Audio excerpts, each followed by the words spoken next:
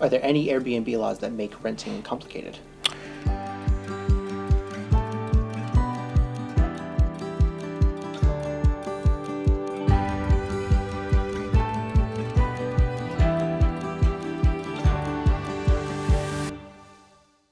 So right now I'm unaware of, as of this conversation, so I'm unaware of anything in the Shoretowns. What we're really starting to see is a lot of the neighboring towns, which are on the mainland, that are starting to create some guidelines, if you will, or make some changes with regards to the Airbnb. We just had a town, specifically speaking of Summers Point, they just went from a 3-night minimum to a 7-night minimum. That will go into effect at the end of this year, 2025.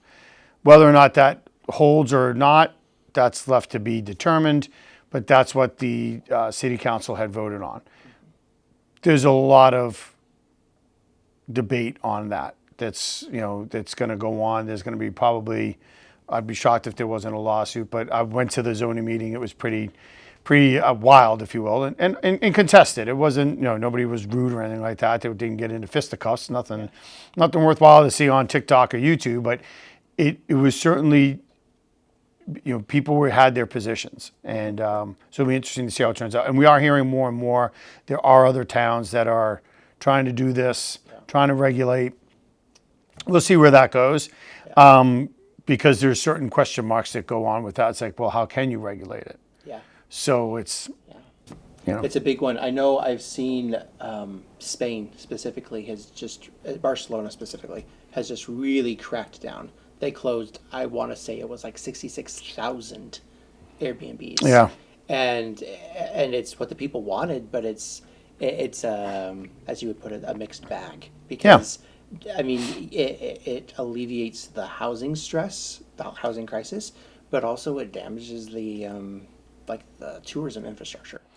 Well, I think there's a couple of factors too, and you brought up the tourism factor, and they talked about that at the meeting and whatnot, and I think what's lost in all of this is, for our area here, I can't speak to Barcelona or anything like that, but for our area here, if people only focus on June, July, and August, then I can see and understand the point of, there's just this constant turnover. There's an influx of this or that, okay?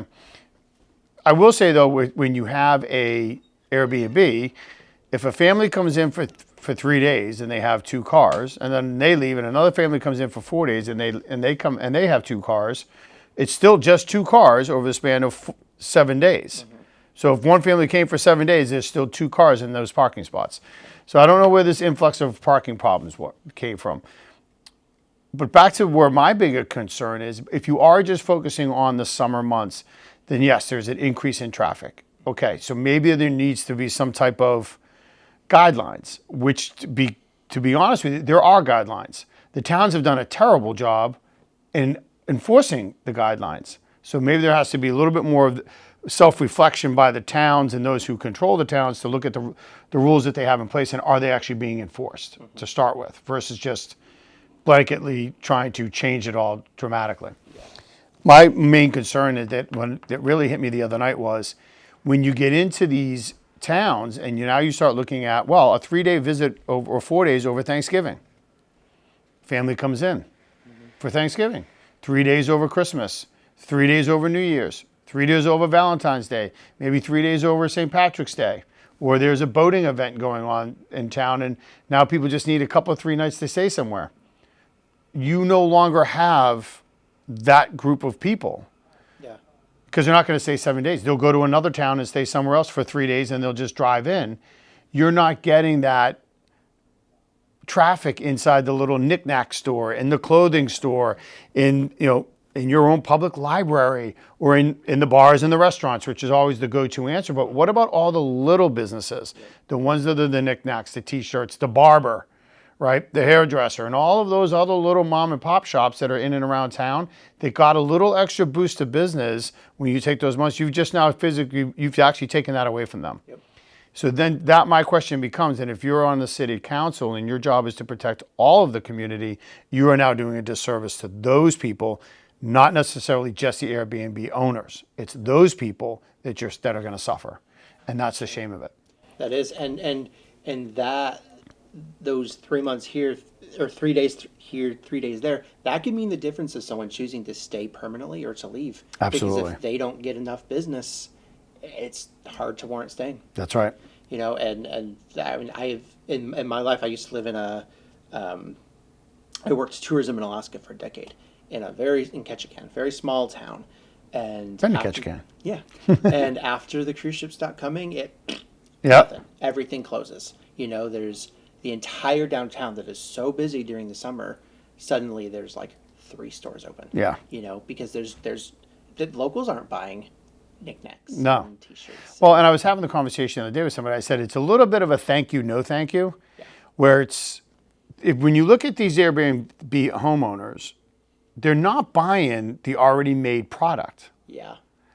Right? They're buying the house that's kind of in disarray already. They're kind of the house that you've probably complained about that is a dump and wish someone would buy. They do. They buy them, they fix them up, and then they do put tenants in there, which, by the way, if you want a year-round tenant, what if they're a bad tenant? Yeah. At least at the Airbnb, in 3 days, they're leaving, never coming back. Yeah, exactly. Okay? So, yeah, you might have a little bit of a headache for 3 days, but they're gone. But again, you go back to the person buying the property isn't buying a ready-made product. They're beautifying the neighborhood because they're buying probably a dump. Yep. There's a reason it's a dump. Raising your property value. Raising your property values. So you're saying thank you, but no thank you. I don't want your business, but I don't want you to run your business here. Yeah. Well, and a little bit of it is just mind your own damn business. there's a little bit of that too. You know? Yeah, we don't seem to do that anymore, but you know. Well, I mean, I can understand both sides. I have experienced the terror of over tourism, right? That's a thing. But it doesn't seem that this town is quite there yet, or any of these towns are. And it's hard to turn away because that's what keeps your communities afloat. Yes, a lot of times. agreed. You know, I was talking to Joe earlier, and there's really not any other infrastructure here. You know, there's no import or export, or there's no Correct.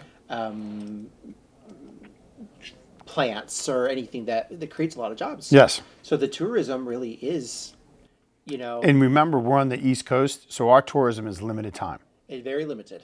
Weather regulated. Yeah. So Speaking buck of- up. Yeah. Deal with it. Yeah.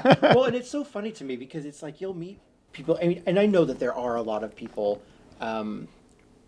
that don't mind. Like I went to Cape May my very first day here, and I talked to just a couple of people in the shops and stuff, just being friendly, and those are the people that welcome tourism, right? Because that is what they support their families on. But it's funny to me to meet locals of a place like that that hate the tourists, and they're vehement about it, and you're like, but your town probably wouldn't exist, or it would be very small, and you wouldn't have any, you might live here, but you wouldn't have any of these wonderful restaurants or great shops, or you'd have to drive 2 sides to all that. all the way to Philadelphia, Right, to get anything, and they choose to ignore that pretty little piece because it's just like, I know it's frustrating. Believe me, I've lived in the tourist town. I've been there and I've done that, but it's frustrating. Sure. And the drive that should take you 5 minutes and it takes you 45. There are days. There are days. But you're gonna have that anywhere you go. Yes. Anywhere you go, there's going to be some frustration, something that doesn't meet your expectations. Right. Sure. And it seems to me like you should be welcoming the people that are coming here. Yep. Because like you said, a lot of times they fall in love with it. They turn around, they want to invest in the community, and all that's doing is helping. Yeah. They become your neighbors. They become your neighbors. Absolutely right.